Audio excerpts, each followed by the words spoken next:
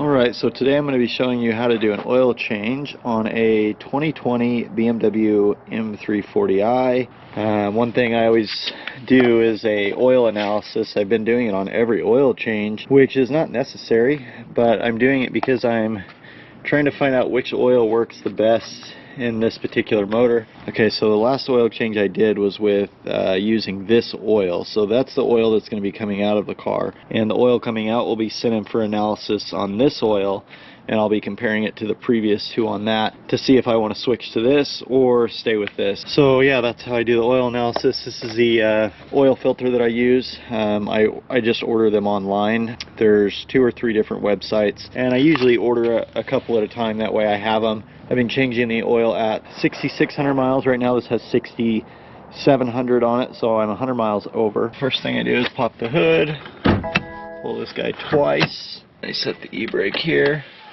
Great little spot to jack up down here, which is awesome on the BMWs. Boom, right there. You gotta be careful, you don't want to crush that, so you want to make sure you put your jack, you know, this in the center of that. You don't want to get it like right on the edge or something, it'll crush it. Put those underneath the tires to make sure your car's secure in the air, and yep, get it up in the air and you can get underneath of it, and I'll show you what to do next.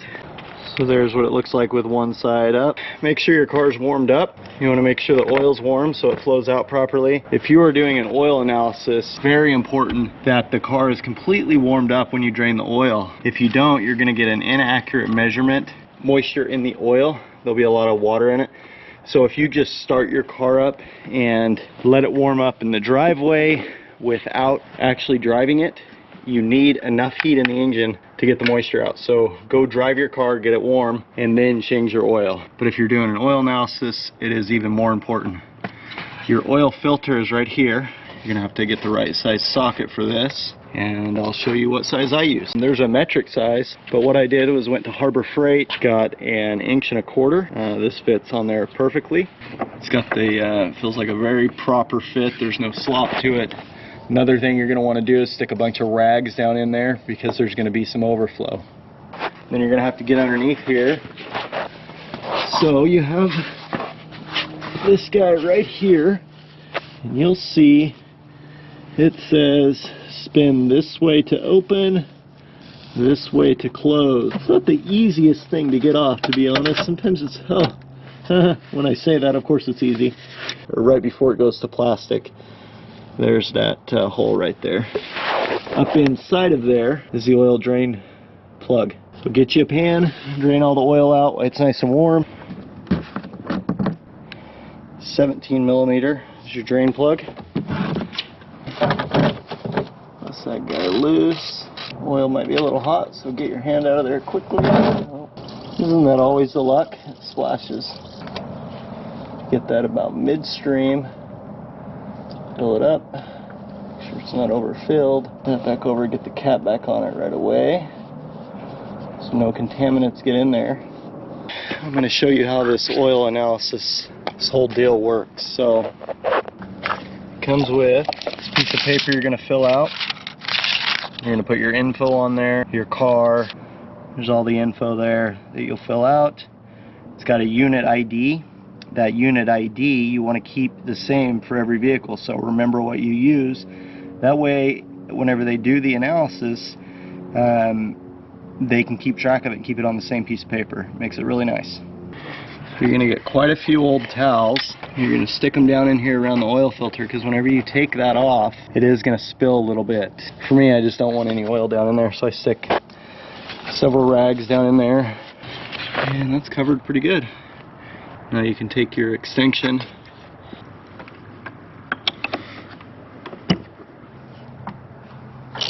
it shouldn't be very tight. I'm going to show you how to put it back on too. And with your oil filter, you get the filter, a new O-ring, and a new crush washer for your drain pan plug. And this is something you kind of want to pay attention to. Try not to let it drip. But let me show you something here. You can see your filter has 2 sides. This is a similar side. This is the back side. and that's the side that's going to click down in there. Pull it off.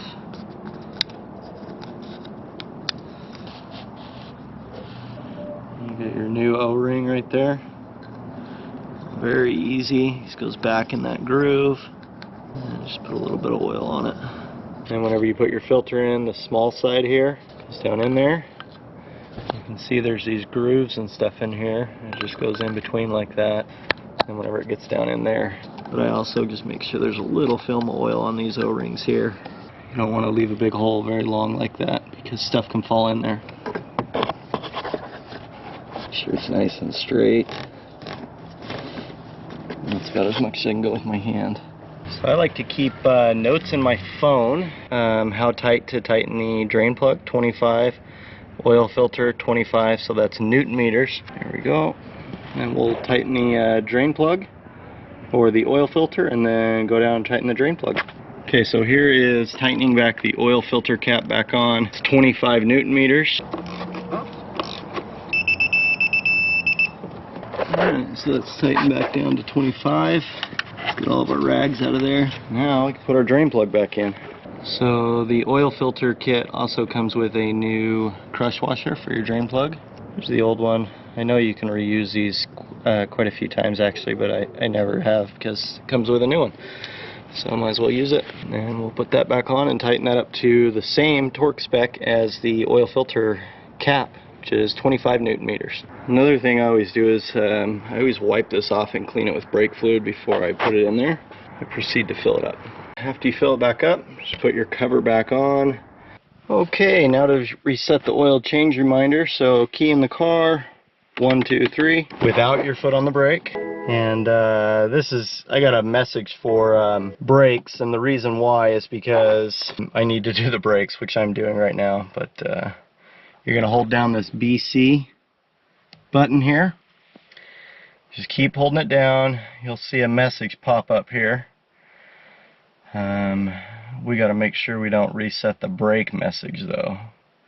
So rear brake. Okay, this is the one we want. Oil. So whenever you get to it, BC stock, hold it down. And you're going to hold it down until it says reset in progress. And I think you can let go of it. But it's like everybody's scared to. Okay, so it came up, it said reset. Yes. So now you press it again. So I let off, I pressed it again.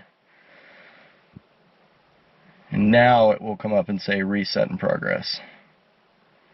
And keep holding it. Reset successful. Okay, so now we're done. Brake fluid, reset possible. Vehicle check, reset possible. Rear brakes, negative 30 miles. So I'm actually doing the rear brakes today as well. I'll make a video on that as well. There you go. You're done with your oil change. The last thing there is to do is to start your vehicle on flat ground. Drive it around a little bit, warm it up, and then go through your menu and check your oil level.